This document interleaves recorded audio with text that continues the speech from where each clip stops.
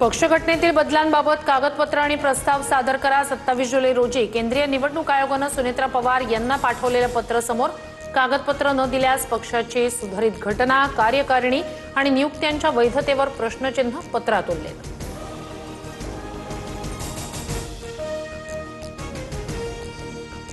भाजपच्या 30 वर्षांपासूनच्या बालेकिल्ल्याला सुरुंग। बिहार पोटनिवडणुकीत बाकीपूरमध्ये जनसुराज पक्षाच्या प्रशांत किशोर यांचे 19,000 मतांनी बाजी। ही निवडणूक भाजपच्या केंद्रीय नेतृत्वाला संदेश देणारी। विजयानंतर प्रशांत किशोर यांचं भाष्य। गुजरातमधील मांजलपूर विधानसभा मतदारसंघात भाजपची बाजी। सतीश पटेल 30,630 मतांनी विजयी। काँग्रेसच्या भिकाभाई रबारी यांचा पराभव। मध्य प्रदेशच्या दातियामध्ये काँग्रेसचे घनश्याम सिंह 61,677 मतांनी विजयी। भाजपच्या आशुतोष तिवारी यांचा 11,054 मतांनी पराभव। नोकरी नाही मिळणार तर सिंहासन हलणार। विद्यार्थ्यांचा आवाज आता प्रयागराजपर्यंत पोहोचलाय। आता कारण चालणार नाही, जबाबदारी घ्यावी लागेल। बिहारमध्ये प्रशांत किशोर यांच्या विजयानंतर राहुल गांधी यांचे ट्विट चर्चेत। राजकारणातून रिटायर्ड व्हावंसं वाटतं, लाल दिव्याची गाडी माझ्यासाठी नाही।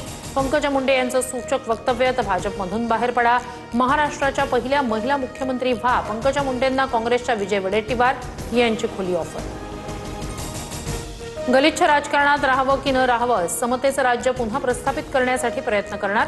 माजलगावमधील एका कार्यक्रमात धनंजय मुंडे यांचं भाष्य। जातीपातीचं राजकारण धनंजय मुंडेंनीच आणलं, उशिरा का होईना पण मुंडेंना शहाणपण आलं। मनोज जरांगेंचा उपरोधिक टोला। मुंबई नाशिक महामार्गावरील शहापूरमध्ये जीवघेणा खड्डा प्रशासनानं बुजवला। खड्ड्यात दुचाकी आदळल्यानं TDRF जवान विकास गोरे यांचा मृत्यू। नाशिकच्या गोदावरी नदीपात्रात पुन्हा पाण्याचा विसर्ग वाढला। गंगापूर धरणातून 3,387 क्युसेक वेगानं गोदावरीत विसर्ग सुरू। रामकुंड परिसरातील दुतोंड्या मारुतीच्या गुडघ्यापर्यंत पाणी। नागरिकांना सतर्कतेचा इशारा। जळगावच्या चाळीसगावमध्ये भराडी नदीचा रुद्रावतार। गावात पाणी शिरल्यानं 58 कुटुंबांचं स्थलांतर। पुरामुळे घरांसह गुरांच्या चाऱ्याचं मोठं नुकसान। शासनानं तात्काळ मदत देण्याची मागणी।